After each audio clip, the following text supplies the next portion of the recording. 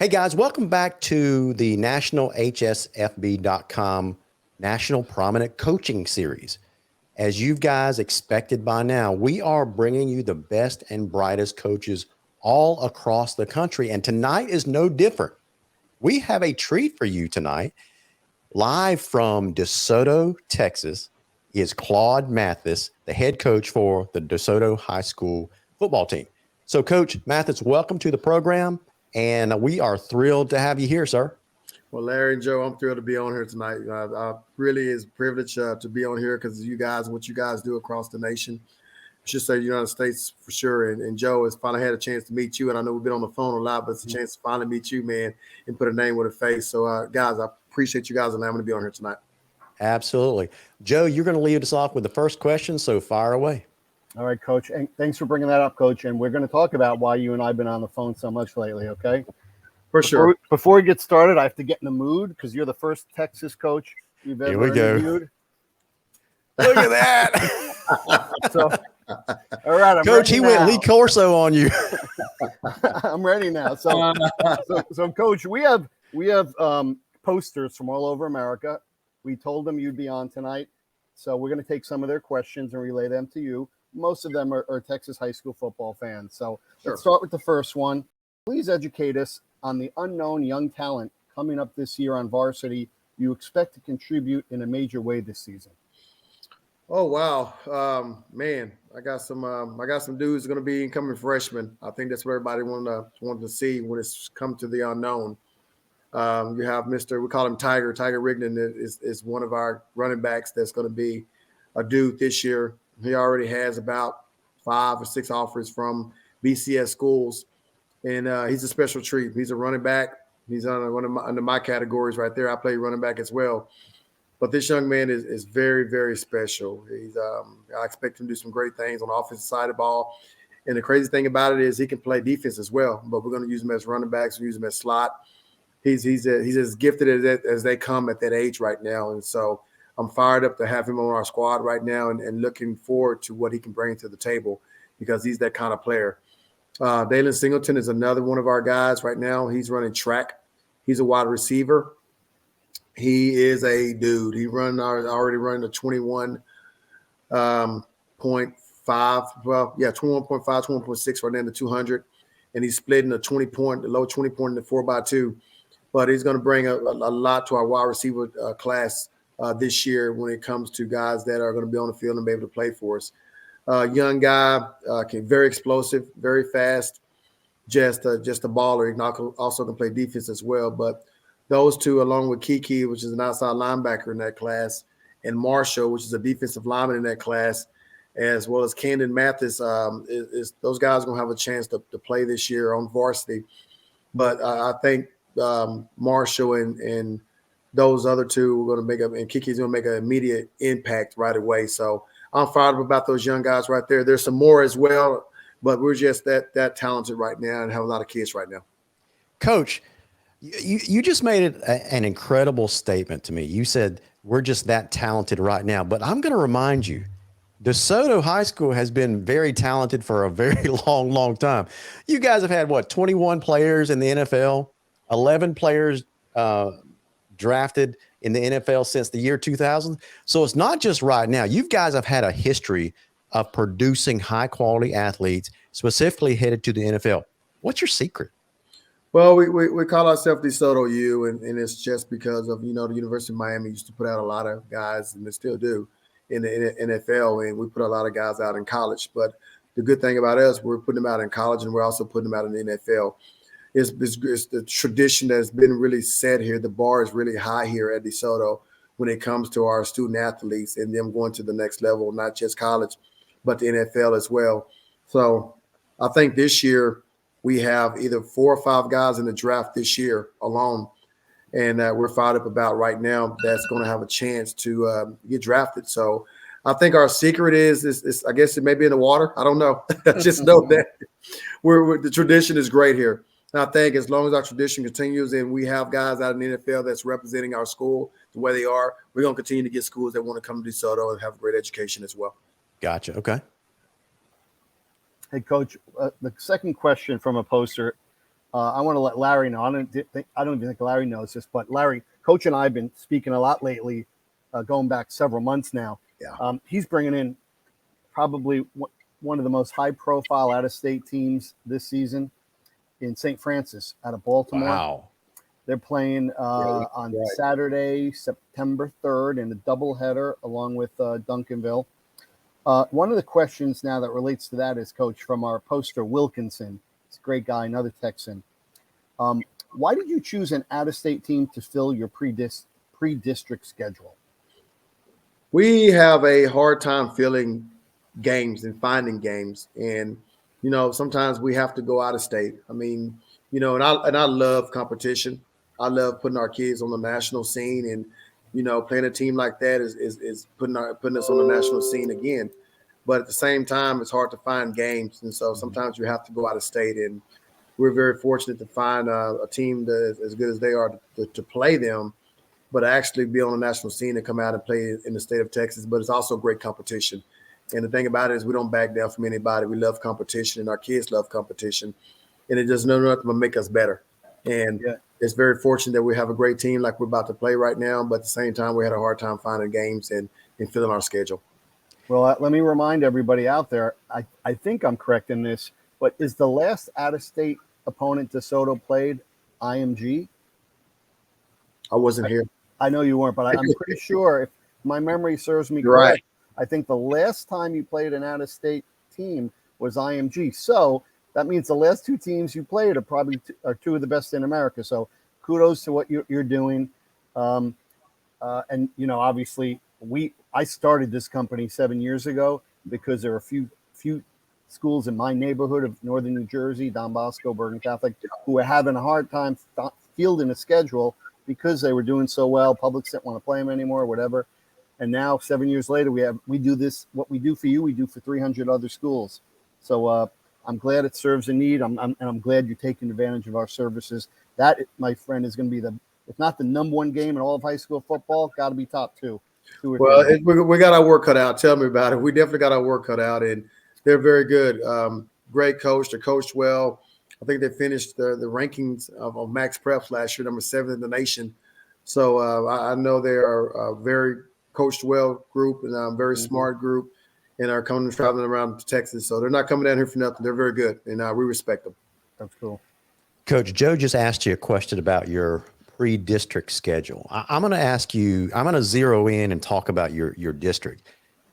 District 11, I think it was 11-6A. It's considered one of the toughest in the nation, year in and year out. And that includes some, obviously, teams like DeSoto, but it also includes Duncanville, Cedar Hill. You got a tough pre-district schedule, but when it comes to time for district play, it's taking a look at your schedule last year, finished the year at 11-3, but 2 of those losses were to, I think, Duncanville. Talk about how intense those rivalries are within your district, and what's that atmosphere like when you play some of those rivals? Wow. Cedar Hill, I would start with, I would start with Duncanville. And the reason why I'm starting with Duncanville, because, in the past, there used to be a rivalry a little bit between DeSoto and Duncanville. And I think me and Coach Samples have turned into a bigger rivalry just because since I was at Duncanville, I was at DeSoto, and he was at Skyline. And so now, since me and him continue to play each other, it's turned into a big rivalry between me and him. And Duncanville is there now, so it's really a huge rivalry. And sure, it's intense. It's very intense. Everything's out the window. Me and him are really good friends, and that's about the only time we're not good friends. it's when we play each other. But it's intense, very intense. A lot of bad things were said during that week right there. I try to keep our kids off of social media. Their fans troll our fans troll their fans, and at the end of the day, we always try to let our kids know that it's just a game, and that once the game is over, we still can be friends. But during that time right there, it's war, and it's a very physical ball game, and it's bragging rights. And that's one game right there. You try to win, and you want to win, and you need to win.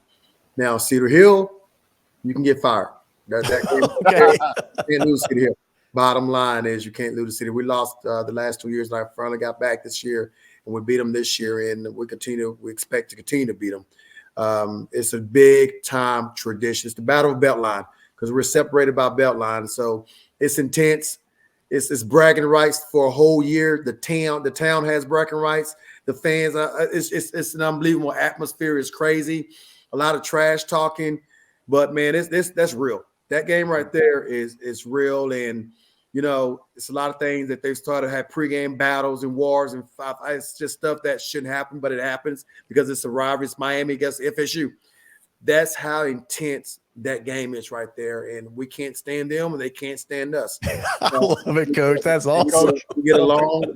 We talk to each other, but at the end of the day, it's about the Battle of the Beltline. We have a belt for the whoever wins has the belt for a whole year. We have the belt right now, but there's no love lost. There's no love lost, and that's not an understatement. That's probably an understatement. I take that back. It is an understatement because no love for those guys right there. Coach, Joe's got his next question for you, but listen, we've interviewed a lot of coaches on this show as part of this coaching series. I think that might be the first time a coach has said out loud, if you lose that game, you're going to get fired. That was funny. I got to tell you. And Larry, the great thing about the game we're putting on September 3rd, it's a doubleheader. It's in the first game, it's going to be Duncanville, who we just spoke about, how friendly he is with Coach Samples, who just like Coach Mathis will play anybody anywhere. Yes, he will. They're playing Orlando Jones, Florida team, really good Florida team. And the main event's going to be what we talked about already, St. Francis and DeSoto. So just imagine those, those fans aren't going to leave. Duncanville's coming to watch their game in DeSoto, and DeSoto's coming to watch their game in Duncanville. It's going to be a phenomenal night of high school football. I can't wait. And the great thing is we have it on a Saturday. Yeah. So all the local teams who already played on Friday night, they're all going to be there too watching. It's going to be a great atmosphere. Night. It is. It's going to be a great atmosphere, and I'm looking forward to that. And the thing about it is, it's being talked about. It's picking up a little bit more steam and everything. But those guys that are coming in, I mean, they're really good, and I can't say that in an understatement. They're really good. And St. Francis, I can't say enough about those guys right there, man. They're good. Yeah. Oh, so Coach, another question we have from another resident Texan poster on our site, Horsefly. He wants to know, what's it going to take from your team to win a state title in 22? Wow. You know what? Stuff that we're working on right now is spring ball. And I can tell you right now, we're working on our offense, putting some new wrinkles in this year, working on our defense, making sure our kids understand and putting our kids in a situation to be successful, trying to play very fast, but at the same time, understand that they understand their alignment and assignment when we're doing that. I think our teams have to be healthy. We got to be healthy throughout the whole year, and we got to get some breaks. But I think if our kids continue to work hard and continue to put the team first and understand that we can't have the penalties, we can't have the bonehead mistakes, and if we can take one game at a time, and again, going back to being healthy, I think we have a great shot. I really do. But we have to play together as a team, and those guys right there are bonding together right now as a team. So if we can do those things right there, I think we have a shot. But we also got to play well in special teams. Coach, who do you have coming back? How many on offense and defense? I think offensively, we have four or five. The same thing on defense. Okay. Same thing on defense. Coach, I've got a related question to your state championship question that Joe just asked you. When you took over the program in 2008, it was obvious. I was just looking over these statistics.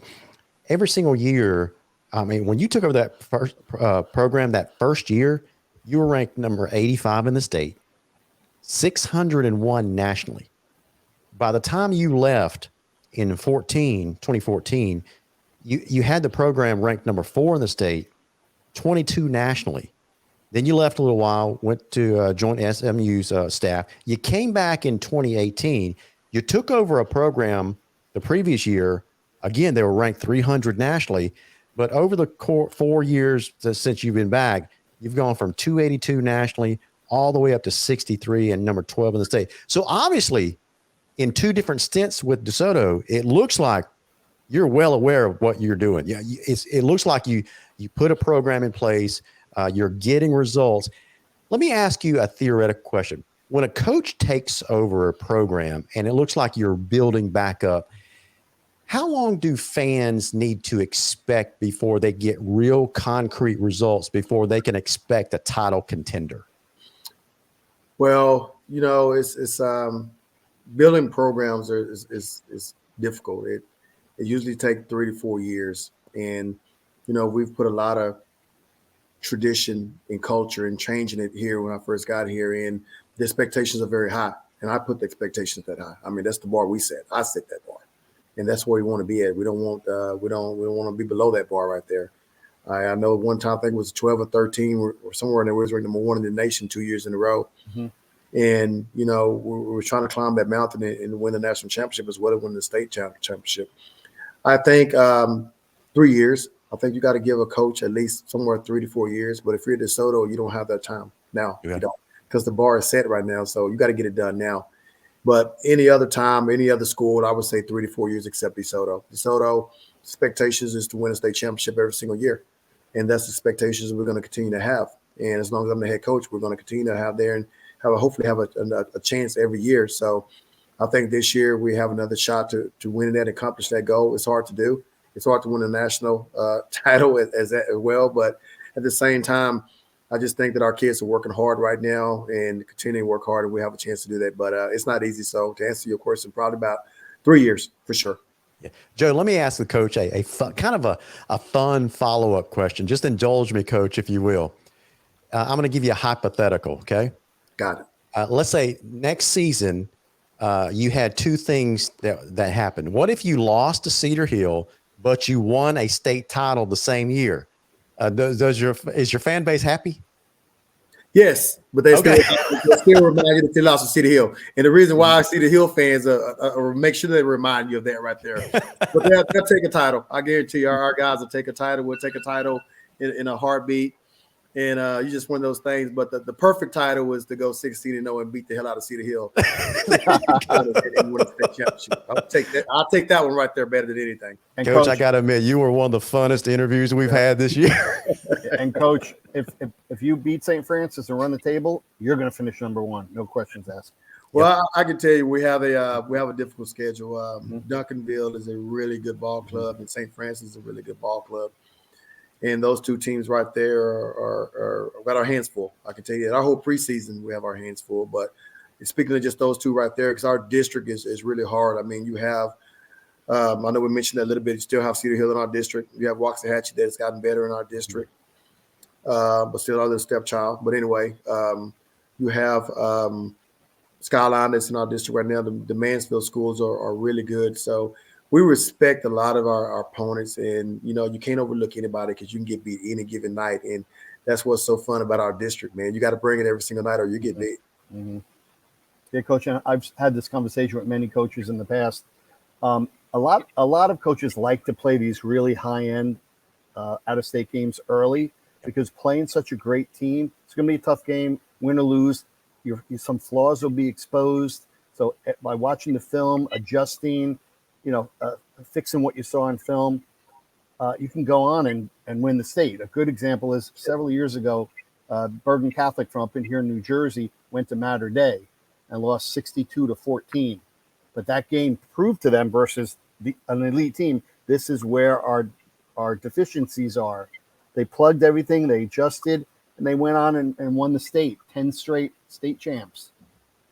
Last year, Mater Day comes down to Duncanville, does a number on them. Duncanville is able to see based on that game, this is where we're lacking. This is where we need to adjust.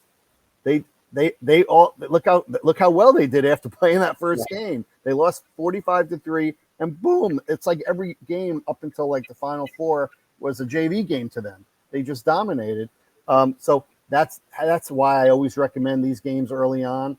Win or lose, it'll show you what you got. It'll show you where you need to develop players or where you have gaps. You fill them in, play your state games, and the best is yet to come. Well, I kind of see it like the college playoffs. Mm-hmm. You have to play great teams in order to have a chance to win a national championship. And, I love competition, but I also love our kids to be in a situation to compete and have a chance to win that as well, national championship as well. And also state. But we get to see a lot about our kids. It's great playing the competition, teams that you don't know. It makes you work as a coach. It makes the mind work, and to see how smart you are, especially with teams that we don't really know a lot about. But at the same time, to give you a chance to see how good your kids are, and they're a very good ball club. And like I said, Duncanville got beat, and they went on to win with the state, and they had a great chance from on there out. And I think the same thing with us. I think we have a great chance to play a great team as well as other teams, but just that one particular coming out of state, we're looking forward to that. And we'll see what happens, but at the same time, we're going to always give ourselves a chance to win. Yep. That's great. Coach, can I ask you a kind of a personal question? Sure. So listen, it's obvious looking over your record, you're a very capable coach. You got a lot of talent. You're a relatively young guy. You left DeSoto first time. You went on to the college ranks. You're a talented, up and coming young coach. I'm sure you got a lot of opportunities. Why come back to DeSoto for a second stint? What drew you back to DeSoto? Wow, that's a really good question. I bleed green and gold. I do. Okay. I do. I love DeSoto. I think it's a great place to raise kids. I think it's a great community. Things that we built in 2008 and to now is great tradition and culture, even though we have to bring it back. I just think that we need to win state. It's unfinished business. Okay. It's unfinished business. I have some unfinished business here at DeSoto. Of course, I love college. Maybe hopefully be a head college coach one day. But at the same time, it's unfinished business here at DeSoto, and my kids are here. My family is here. But I made some promises to some parents too as well. Once I came back, that I was going to finish this thing out. I was going to win one too as well. So you can say it's a great community, which it is. It's a great school, but it's some unfinished business as well. It's overdue for DeSoto to win one, and we're trying to get one of them. Gotcha. Okay. Sounds like it's very personal to you to come back. Very personal. Gotcha. Very okay. personal. Hey, Coach, Something I'm glad because God, I mean, it's hard to get a second stint at a school, and God blessed me for that right there. And I'm ecstatic, man. I'm glad to be and happy to be an Eagle, to happy to be to wear the DE on my logo. But I just think it's a great community. It's a great town. It's a great tradition that we built here, and we're going to continue to build it. Well, given your record of the last 4 years, I bet you the community is glad you're back too. Well, you know what? I think they are. I hope they do think that, and hopefully we can give them what they want. And I know they want another state championship. Gotcha. I think the second time is going to be a charm, Coach. We have a poster here from Ohio, Suffering Severino. He asks, in your opinion, total opinion, whether you coached them or not, who are the best players to ever don a DeSoto uniform? Knew you guys would say that. I knew it was coming. I was trying to say I was trying to get off the air with somebody asking me that question right there. I knew it was coming. I was hoping it would come, but that's it. Listen, I'll jump in and say I think Von Miller is, in my opinion, the best NFL player lately to come out of DeSoto. How's that? Well, you know what, Von Miller is right now. Right now he speaks for himself.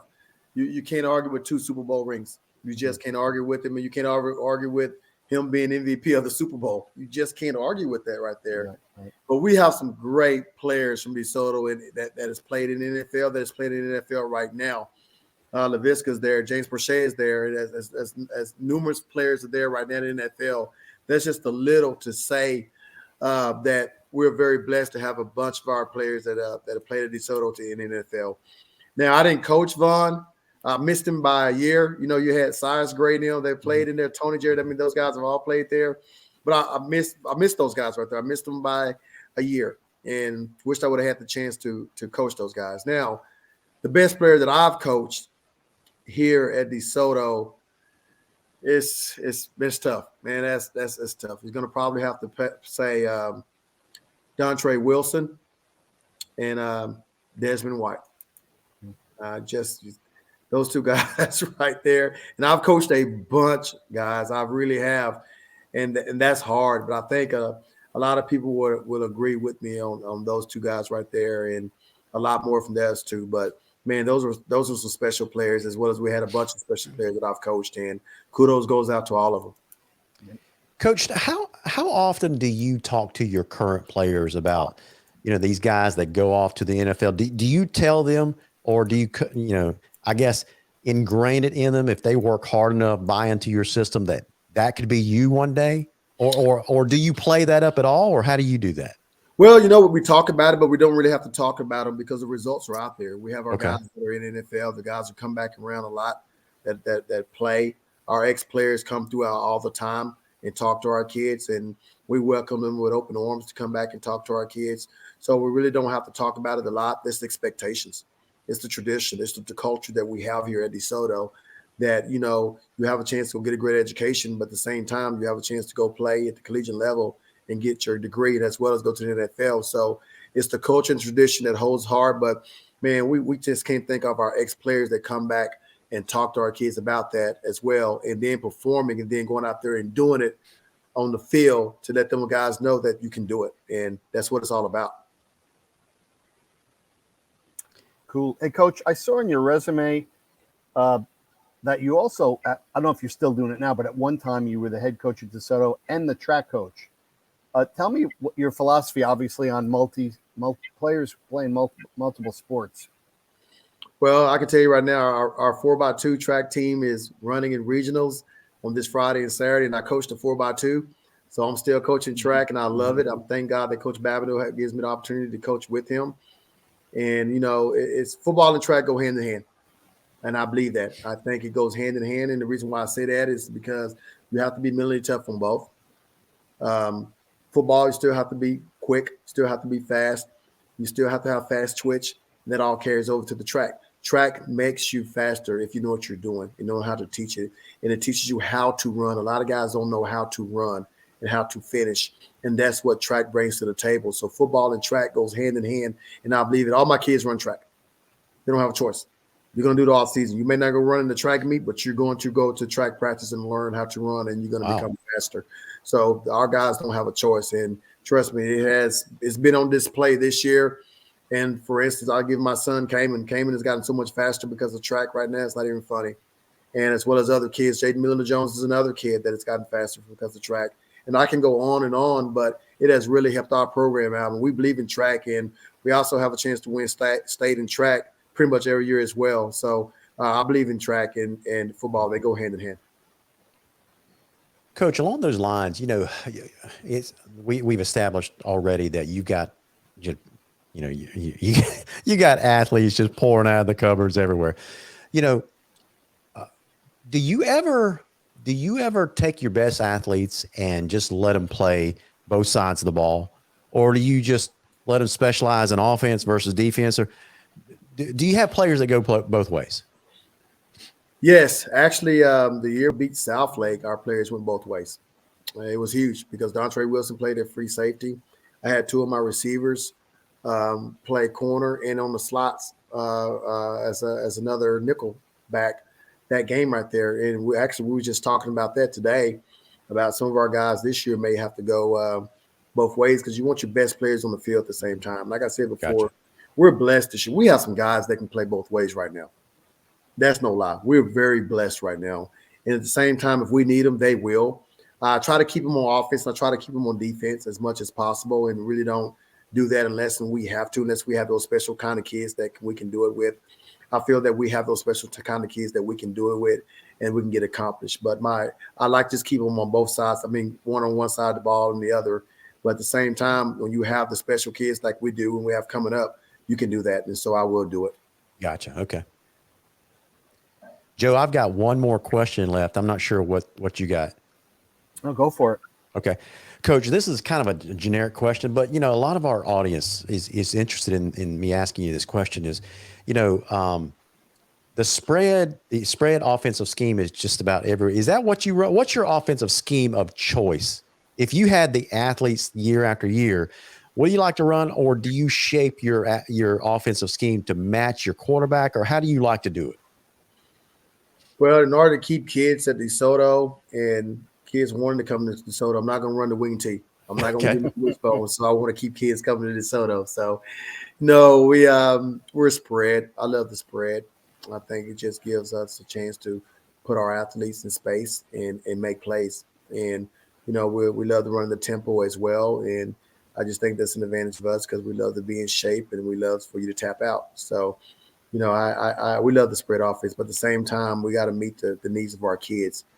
Now, defensively, that's for sure. You have to run what your kids have, and same thing with offense. But we meet the need of our kids, and we're very fortunate to stay in the spread because we have the kids to do it with. So we have great offensive linemen, we have great receivers, we have great running backs, and we have a great quarterback. So we can do that right now. If we didn't have that, I would definitely have to change the offense. But right now, we do, and we also have a tight end as well. So we can do it all the above right now on offense as well as defense too as well. So, that's the kind of guy I am when it comes to the offense because that's what you asked. Well, a related question on the defensive side of the ball. Now that you said that you like to spread, and a lot of people like to spread nowadays. So when it comes to the defensive side of the ball, I've talked to a lot of defensive coaches and almost split down the middle on what kind of defensive scheme they like to run best to defend against the spread. Some guys are 3-4 guys where they like the versatility of dropping back outside linebackers into coverage. Some guys are pure four hands in the dirt kind of guys to get pressure on the quarterback. What do you think? What are your thoughts on that? It's different ways to defend it. It doesn't matter what you run. If you have the kids to do it with, it doesn't matter what defense you get in. Yeah, good point. It really doesn't, especially at the high school level. College is a little bit different. But at the high school level, if you have the kids to do it with, it doesn't make a difference what you run. Now, when you're going against a team like Duncanville, it's a little bit different. You really need some of those guys up front on the defensive line because they're so big up front to match. But you have to have a really good scheme as well. So we're multiple for us, but at the same time, you have to fit the need of your kids. And I just had a conversation about that today. While I was talking defense today, actually, and we were talking about that, and it just depends on the needs of your team and what kind of athletes that you have on your team. And we're very fortunate that we've had the great athletes that we can do a lot with our defense and stay multiple. And we're going to be a multiple again, but just defending the spread, it just depends on what do you have and what your needs are. And got a lot of guys doing what the Iowa State is doing right now with the 3 high safeties right now, 4-2-5. A lot of guys get into, especially when defending the spread. So they run quarters with it. I mean, it just depends on what you have and what you need on offense. And she said what you need to have on defense in order for you to run and stop an offense. Gotcha. Okay. Joe, what else you got? Hey, Coach, I just went on 247. Can you educate me a little bit on Jontay Cook? What about him? Just educate me when I'm there. When I'm there Sure. on September 3rd at your game. Tell me what I'm gonna be seeing. Well, he's gonna let you know he's on the field. I'll tell you that right now. He's definitely gonna let you know there. His mom says he gets it from her, so he's definitely gonna let you know. No, he's a young man that you cannot play one-on-one with. It don't matter who you are. You can't do it. Every team has tried this year, and they've also had to put the safety over the top in order to help out, or put a linebacker underneath. And it's been shown time after time after time. In the video, anybody that said they played in one-on-one the whole game, they lied. They're lying. The film in the sky don't lie. Fast kid, very athletic. The good thing that I love about him is that he knows defenses. He studies the game, and he knows we have taught him. He's picked it up, and he studies the game where he knows what works and doesn't work when it comes to our offense and what we can run in order to hurt a defense. So his knowledge of the game is really, really good, of knowing what's going on about his opponent and who we're playing and knowing the system that we have, what'll work and not going to work. But just a phenomenal receiver. Can't guard him one-on-one. I'm sorry, it just can't happen. Great hands, great skill. Saturday when it comes to his routes. Very confident receiver, not cocky, but a very confident receiver. But he will let you know if he does score on you, he will let you know. Trust me, he will. Mm-hmm. But it's fun to watch him play. It's exciting to sit there and see the things that he does. But he's a guy that brings a lot to the table. But at the same time, he's a team player. Coach, Joe, this is one of those occasions where I wish we could get the best of the best these different high schools to play up against each other. Like, the receiver you're talking about, Coach, I would love to see him go one-on-one against Travis Hunter, who was an outstanding defensive back, cornerback, considered a lockdown cornerback in the state of Georgia last year that played for the Collins Hill Eagles. Joe, I would love to have seen that matchup. Because, Travis Hunter is one of those, Coach, that will let you know that he's on the field as well. I would have loved to have seen that matchup. Well, I guarantee there's been a lot of trash talking out there right there. And I would have loved to see it too. I mean, it's just, it's great about it's competition, and it's all about competition. And our guys are used to it, and we do it every day because we have some great players in practice where we can go against every single day. So we welcome the competition, but you can't play for me if you can't compete. You can't, and that's our guys, and that's what we do. So I would love to see that challenge too, because I just would love to see how Jontay will go against him. But I guarantee there'd have been a lot of trash talking on that field. Yep. Well, Coach, this is no trash talking when it comes from me. Listen, when Joe said Claude Mathis from DeSoto High School, I thought this is going to be an outstanding interview, and it was. So we appreciate you coming on the show tonight. Uh-oh. Little technology glitch there, Joe. Yep. All right. So what I was going to tell Coach was next time he sees me, I'm not actually going to be in his presence at those games. My goal is I'm looking at my travel plans right now. I'm going to be living in Dallas area for a full week. I'm going down for Allen versus St. John Bosco on that one Friday. Then I'm staying another week and another day and watching that doubleheader. Then I'm going home. So I'm going to be a resident of Texas with my cowboy hat for a full week come next football season. So I can't wait for that. Listen, we had to take Coach Mathis down off screen because his screen is frozen on us like you guys could see. So please, after we get through tonight, give him a call and just extend our gratitude for him appearing on the show tonight. Guys, if you have enjoyed watching this, come on back and check us out at our national website, nationalhsfb.com. If you haven't joined the thread or the discussion board yet, why don't you go ahead and become a member and join the fun and the discussion that we have about high school football day in and day out. I hope you take us up on that offer. So, Joe, thank you so much for setting up this interview tonight. Can't wait till the next one, man. Yeehaw, baby. And remember, posters, become a member. Don't be a pretender. I love it. Have a good night, Joe. Bye-bye now. See you, man.